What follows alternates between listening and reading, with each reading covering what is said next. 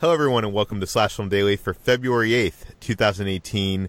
On today's show, we're going to be diving into a bunch of news, including the big Joker casting report, Bryan Fuller leaves Amazing Stories, the Big Sick writers go to Apple, Annihilation early buzz, a reaction to the Venom trailer, Dwayne Johnson's Fast and Furious spinoff gets a director, and at the water cooler, we'll be talking about diets, books, and yoga. This is Peter Sciretta, and joining me on today's podcast is Slash Film senior writer Ben Pearson. Hey, what's going on? And Slash Film writer Hoai-Tran Bui. Hey, everyone. So it's been a while since we've done a water cooler, so I thought, why not do it now? It's been, I don't know about you guys, but I've been very busy with this server migration. My arm is still healing. I'm going to be in a cast for the next probably 3 weeks. But I'm also back in my diet, which I think I've talked about a long time ago on a past episode of this podcast. I'm on the keto diet, which basically means I can only eat up to like 20 carbs a day, and I'm eating high fat, high protein, low carb, which is tough, but I can do it. Like today, I'm having a salad from Chipotle, which is wonderful. Anyways, it's a struggle. As is any diet, but it's interesting. I found recently, like I'm browsing like the web looking for. This is probably not what you should do on a diet, but I'm browsing the web for like, is there a frozen pizza that they make that is keto friendly, or is there like some kind of cake thing? So now I've been like ordering all this like stuff that like sounds like stuff I shouldn't eat, but like for whatever reason is made with like, eggs and almond flour, and I have like I spent like way too much for like this crate of like frozen pizzas, which are like 5 inches. Right. And the crust is made out of like cheese. So I'm eating all these like weird things, but I'm happy, and I've lost I think 19 pounds thus far. Wow. in a couple weeks. I mean, some of that's probably water weight, so I'm not kidding myself, but I have a long way to go. But you've been doing something kind of related. You've been doing yoga. Yeah, it's actually something called hot yoga or Bikram yoga, and sort of been doing it in the spirit of New Year's resolutions and trying to stay in shape while the winter kind of keeps me inside, keeps everyone indoors. So hot yoga is a class that I've been going to where you do yoga in a room that's around 92 degrees Fahrenheit to up to 105 degrees Fahrenheit. So as soon as you get into that room, you're just hit by a wall of heat. I'm sure you guys are very familiar with that kind of heat in California. Actually, I'm not sure if it gets quite that humid, but you start sweating immediately just by sitting in the room. And so you have to actually do yoga with a beach towel on top of your mat because you start dripping sweat so much. And you have to make sure to keep hydrated. Otherwise, you may pass out during the hot yoga exercises out of dehydration.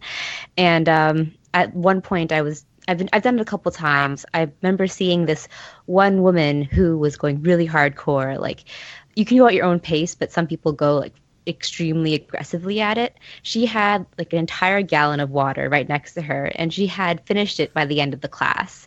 And just like everything around her was just a pile of sweat. Wow. So it's really fascinating. You kind of have to dress like you're going to the pool because you just soak through all your clothes and everything.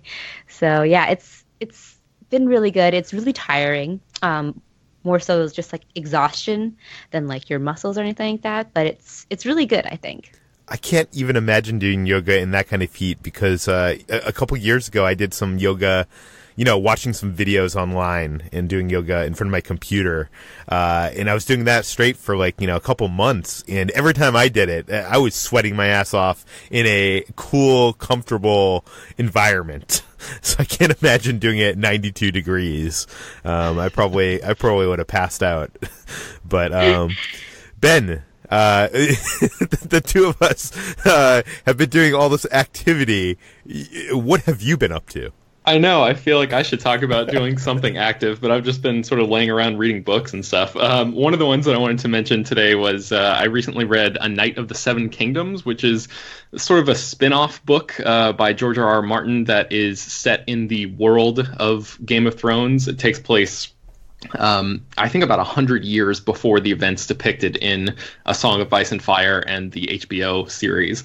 So for me, I don't know, have either of you read this? Peter, I'm guessing you probably have not, but HT, have you read this book? I haven't, but is that the Duncan Egg series? Yes. I've read a couple of the short stories around it. Okay, cool. Yeah, so it's like a collection of, I think it's 3 short stories or novellas or whatever they call them, that are set in that same world, and it follows a hedge knight named Sir Duncan the Tall and his young child squire named Egg, whose identity is actually something of a secret, and I won't really ruin that, but if you know his name is Egg, you can probably guess where that's going if you know anything about the world of Game of Thrones. For me, I'll just keep this very brief. I did not like this nearly as much as the original Song of Ice and Fire books, and I think it's because, for me, I watched multiple seasons of HBO's Game of Thrones before I dove into reading those books, so I sort of had a sense of what the characters looked like and who everyone was, and it made it way easier to read the books because I already had that knowledge of, like that foundation of that the show had built for me in my mind. And there hasn't been any adaptations of this yet. So it was a little harder to picture some of the stuff that was going on. I mean, George R.R. Martin's prose is always very flowery and descriptive, and it's not like he's not doing a good job of building a sense of place or a world that's easy to imagine. It's just that it's harder to latch on to these things because it feels less vital than the stuff that is happening in Game of Thrones and A Song of Ice and Fire. These are very much side stories about little adventures that don't really have much of an impact on the world at large, and it sort of feels that way. And so for me, it was a little harder to get into it. But I'm sure everyone else has opinions, and I'd love to hear anybody else if you want to tweet me or something and let me know what you think about this book. But yeah, for me, it just wasn't quite as compelling as the main traditional Song of Ice and Fire series. Interesting. Well, we should head on into the news because we actually do have a lot of interesting things to talk about, and we should start off with the big news of today. Last year, it was announced that Todd Phillips was working on a standalone DC comic book movie based on the Joker in maybe his origin stories. Now we have learned today that Joaquin Phoenix is in talks to play the title role. HD, what do we know? Yeah, so Joaquin Phoenix is reportedly in negotiations to play the Joker in Todd Phillips' Joker origin movie, or as far as we know, it's an origin movie. So Variety reports that Phillips met with Phoenix to play the lead character in the untitled origin movie of the Joker. And studio negotiations are not yet underway, but sources say that Phoenix is Phillips' top choice for the role and that Phoenix has agreed to take the part. And so this news comes after the rumors that were circulating for a few months that Leonardo DiCaprio was up for the role and that he was the top choice for Warner Brothers. And that seemed to fall through, though apparently Todd Phillips did meet several times with Leonardo DiCaprio for the role, and DiCaprio either passed or nothing came of those talks. So this is actually quite an inspired choice because Joaquin Phoenix is an incredibly talented actor who has a huge range of emotion and can really depict that sort of terrifying mania that we associate with the Joker really well. It's just the movie itself, is a little bit of a strange sort of platform for Joaquin Phoenix because Todd Phillips is mostly known for the Hangover movies, and this is a DC Comics movie that is outside of the sort of canon DC extended universe. It's under a new banner that's not yet named of sort of DC standalone films that are either sort of one-offs or origin movies like this. Yeah, I think this is exciting. Joaquin Phoenix is, known as an intense actor that throws himself into these roles, and I could definitely see him as the Joker, in a Gotham gangster tale. Ben, do you have any thoughts on this? Yeah, he seems like he's a guy who I immediately think of like a quiet ferocity when I think about Joaquin Phoenix. So the idea of him playing the Joker, I feel like this is going to be different than any other Joker that we've seen. The idea of him playing a young Joker or a Joker origin story is a little weird because he seems a little old for Yeah, he's that kind of 43 thing. now. Although I did learn that he's 3 years younger than Jared Leto, who's 46, even though Leto looks much younger than Wow, Phoenix. that is Yeah. shocking. I had no idea about that. Yeah. I mean, there was a 2008 standalone comic, I think, on the Joker by Bryan Fuller, which was great. And if you search that comic, like what the Joker looks like in that looks almost exactly like Joaquin Phoenix. Interesting. Yeah, and he's one of those guys that has a really interesting physicality. Like if you watch him in The Master, he is hunched over and he is such a physical actor. So I'm very fascinated to see if this goes through what his version of the Joker is going to look like, because I really don't think it's going to be like any of the other iterations we've seen on screen before. Yeah, and we had heard that this is going to be a serious, like almost like it's going for awards kind of movie. The only thing about this project that doesn't sound good to me is Todd Phillips. Yeah. Yeah, are we all in agreement there? Yeah, it's interesting because it's being produced by Martin Scorsese, who's known for his association with the mob movie genre, and that's what this movie is reportedly taking its cues from. But then you have Todd Phillips, who's mostly known for The Hangover 1, 2, and 3, and not distinctly known for his sort of more prestigious projects, if he has any. I'm not really sure. Yeah, well, let's go from comic books to Apple. Bryan Fuller, was going to be the showrunner on the new Amazing Stories TV show, and that is no longer happening. Ben, what happened? Yes, so Bryan Fuller, who is the guy who's responsible for shows like Hannibal and Pushing Daisies, has been trying to get an Amazing Stories reboot off the ground for years. Amazing Stories, if you don't know, is a science fiction anthology series that was originally produced by Steven Spielberg back in the 1980s. It had a bunch of awesome, talented people come in front of the camera, behind the camera. It was like a precursor to a Black Mirror or something like that. And now Bryan Fuller, who had that project up and running at Apple, ended up leaving the project. He, according to The Hollywood Reporter, exited the project citing creative differences. And Hollywood Reporter says that he wanted to make a show that was more along the lines of Black Mirror, like something presumably with a little bit of darkness and edginess to it. But Apple wanted something more family friendly. And that does line up with what we know about Apple's original television programming strategy at this point, which is that they want shows that don't have any nudity or excessive language or violence in them, because they want all of these shows to be able to be displayed in Apple stores all around the globe. So it seems like Fuller thought he was going to be able to take these stories a little bit further, and Apple ended up sort of yanking on the reins a little bit, and then he ended up leaving. So this is actually the third show that he's left within probably the last year or two. Star Trek Discovery was another one, and Starz's American Gods was one right before that. So right now, Bryan Fuller is going to be working on a TV adaptation of Anne Rice's Vampire Chronicles for Paramount TV. And we'll see if he's able to sort of stick around with that one, or if he ends up leaving that one for some reason too. Yeah. It's weird because I don't think Amazing Stories was ever really a dark anthology series, so it's strange that that's like the sticking point. Bryan Fuller, for better or for what? I mean, and not for better, but it seems like he's developing sort of a reputation of being difficult. At least, judging by these headlines, but, he is a talented showrunner. Are you guys fans of Bryan Fuller? I was a big fan of Pushing Daisies and Hannibal, and I really like his sort of distinct visual style that he brings to all these shows. But yeah, at this point, he'll be famous for leaving more shows than for actually developing any good ones, which is sad. Pushing Daisies, by the way, is a great series. Everyone should watch it.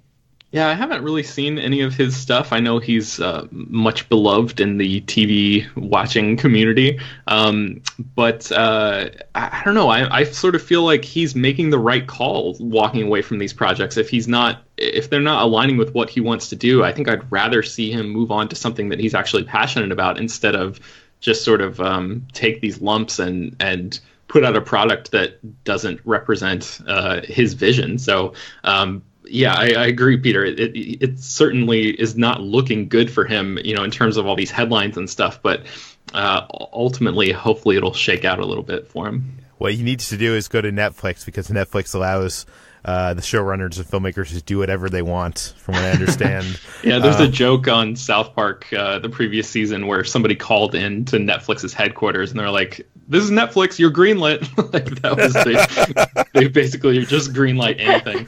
That's funny. But speaking more about Apple, they have greenlit another TV show coming from the creators of The Big Sick. So tell me about it. Yeah, this one, it's not actually fully greenlit yet, but Kumail Nanjiani and Emily V. Gordon, who are currently Oscar nominated for writing The Big Sick, have been hired to write on a show called Little America, which is in development at Apple.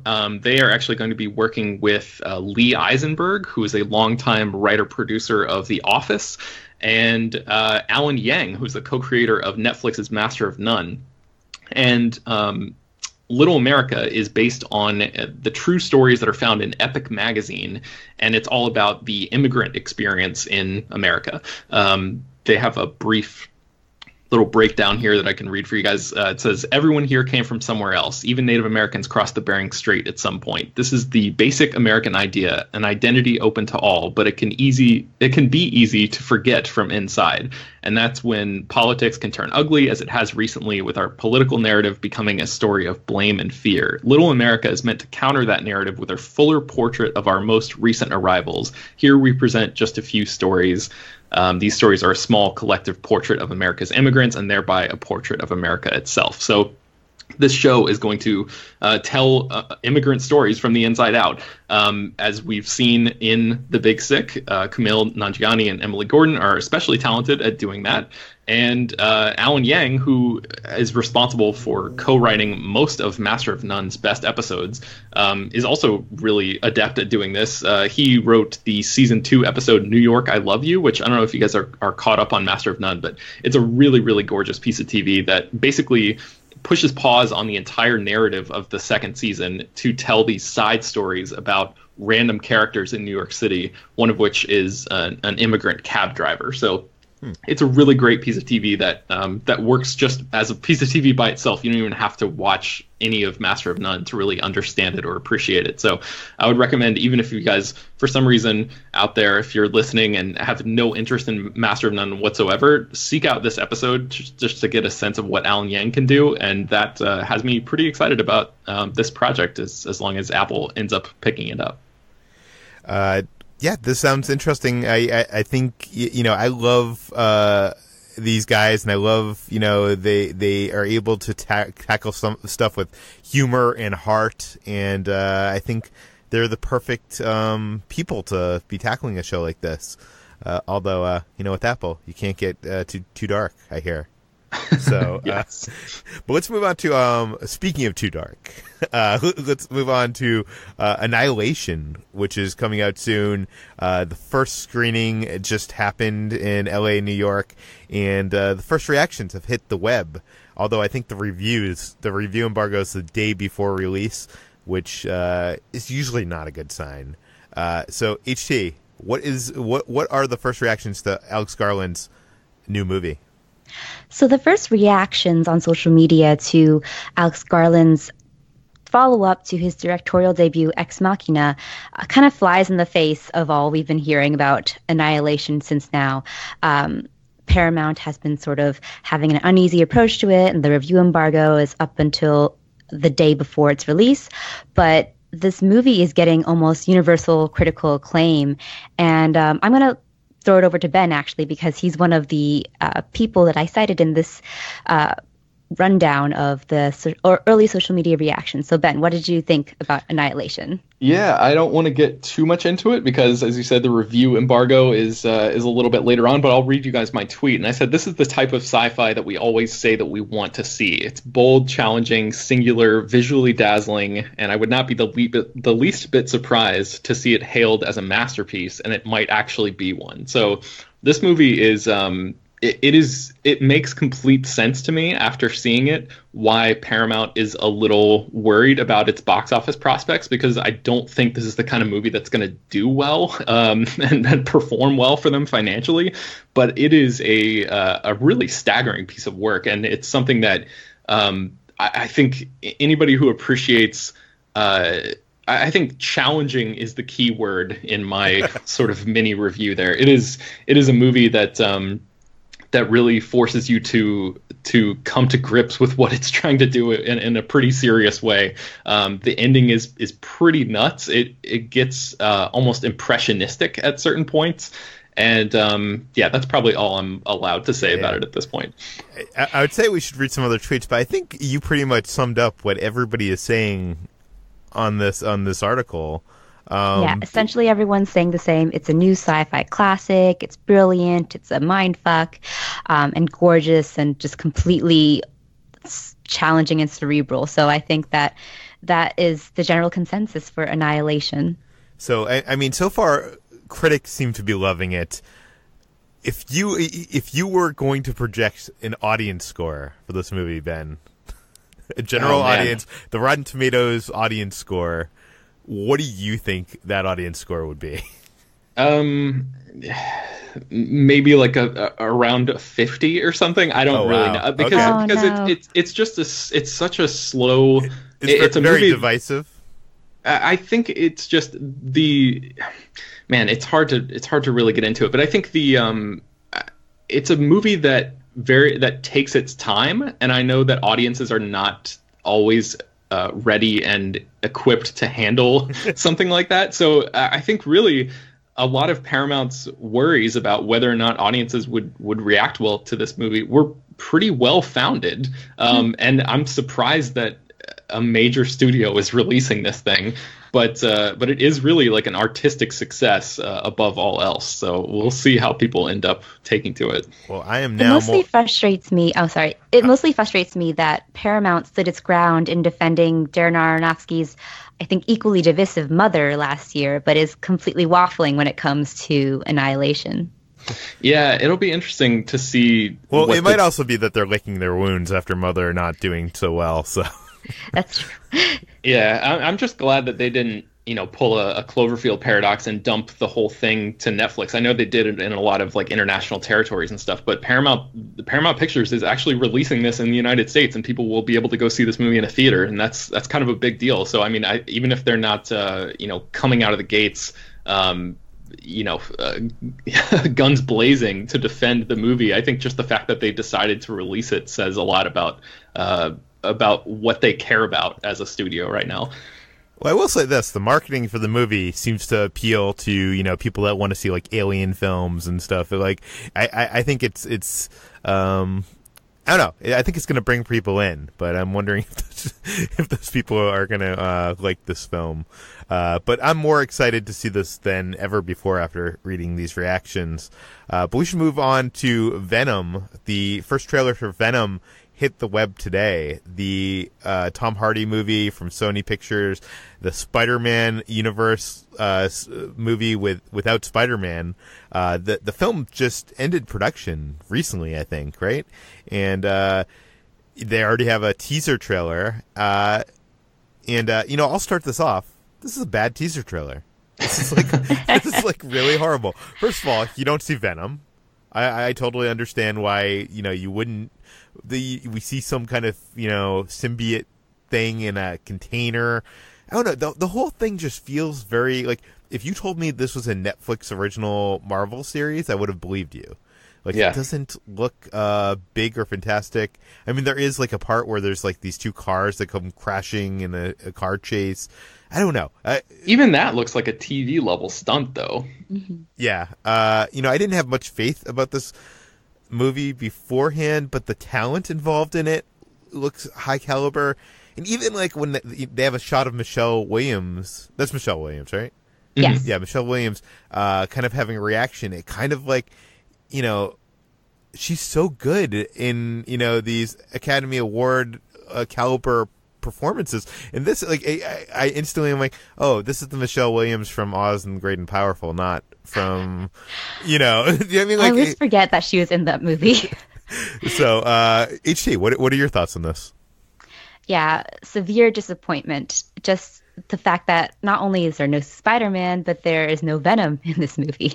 And it didn't excite me. It didn't make me feel like this was a superhero movie at all. And it didn't even feel like a vaguely interesting sort of sci-fi horror movie, which I think is the kind of vibe they're going for. And yeah, I don't really have hope in it other than hoping that Tom Hardy and the rest of the star-studded cast pull through, because I really like the cast, like you said, but I'm not really sure about their choices, especially Tom Hardy's choice of accent. I'm not really sure what his voice, what voice he's doing. Actually, someone pointed out that he's doing Terrence Howard, which makes a lot of sense, and now I can't watch it any other way. So yeah, I'm very disappointed by this trailer, or teaser trailer. Ben, what is your reaction? Yeah, I mean, I'm not going to be the one who sits here and says that this is a good teaser, because it's definitely not. I saw somebody else, I forget who it was, on Twitter suggest that they hope that Tom Hardy has a separate voice for when he gets into the Venom suit.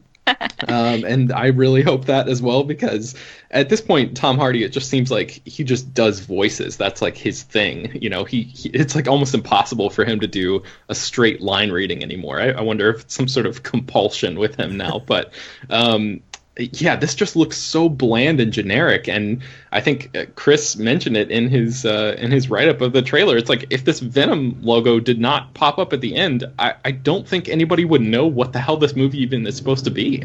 So, yeah, I'm very disappointed. Why has Hollywood lost the art of the teaser trailer? The teaser trailers used to be so good. You know, I'm going to link in the show notes, like I did a roundup a few years back of like the best teaser trailers of all time. There's something cool you could have done with Venom and teased it, and, you know, maybe even associated with Spider-Man in some way. But this does not get me excited at all. But we should jump to our last story, and that is Dwayne Johnson's Fast and the Furious spinoff has eyed a director. HT, what do we know? So David Leitch, who is the director for the upcoming Deadpool 2 and Atomic Blonde, is reportedly in talks to helm the Fast and Furious spinoff starring Dwayne Johnson and Jason Statham. So he has emerged as the frontrunner to steer the still untitled Fast and Furious spinoff, which will center around Johnson's Luke Hobbs, who is the diplomatic security service agent, and Jason Statham's Deckard Shaw, who is the former assassin turned wary Fast and Furious family member after the events of Fate of the Furious. And those two characters really hit it off in Fate of the Furious, and now have a really entertaining bromance going around. So this is their spin-off film apart from the main Fast and Furious movies. And David Leitch is also known for co-directing John Wick alongside Chad Stahelski, and he's sort of been rising in the ranks as a bone-crunching, pulpy action director. Yeah, he started as a stuntman and was a second unit director. I spent some time with him on the set of Wolverine 2, whatever that was called, The Wolverine. And he has an eye for action. I'm excited for this, but I know Ben is a bigger fan of the Fast and Furious franchise than both HT and I. So Ben, what are your thoughts on this?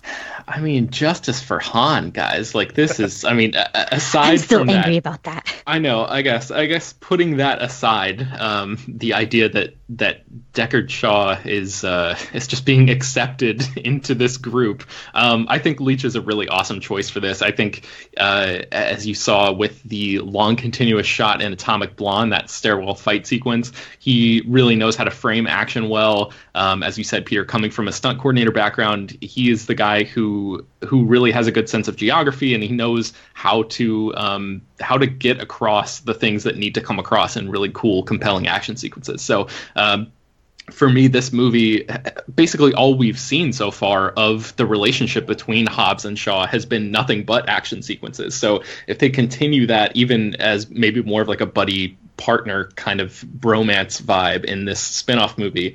I think the action also needs to remain a key part of it, and it seems like they're thinking the same thing. Chris Morgan wrote this script. He's the guy who's been responsible for almost all of the other Fast and Furious movies so far, so I hope that maybe this movie is going to address how easily the rest of the gang accepted Shaw into their lives, but if not then, maybe in Fast 9, whenever that eventually comes out. But yeah, I'm excited. I think he's a really good fit for this property. Yeah, and just so you know, he did like the Wachowski brothers films. When I was going to set with him, we had to take this boat to set. He was telling me about, he was Brad Pitt's stunt double on Fight Club. So if you watch Fight Club and you see the part where like Brad Pitt's like, throws himself down the stairs near the end, that's actually him. So that guy is now directing Fast and Furious movie, or might be. So anyways, we have hit the end. We almost did this in under 30 minutes. Guys, we're almost getting there. We're getting close. HT, where can people find more of your work online? You can find me on Twitter at Hoai-Tran Bui, and I'm on /film.com. Ben, where can people find more of your work? You can find me writing every day at /film.com, and you can also track me down on Twitter at Ben Pearson. This podcast, /Film Daily, is published every weekday on iTunes, Google Play, Overcast, all the popular podcast apps. Please go and send your feedback, questions, comments, concerns to Peter at /film.com. Leave your name and general geographic location in case we mention that email on the air. Please rate and review this podcast on iTunes. Spread the word, tell your friends, and we will see you tomorrow.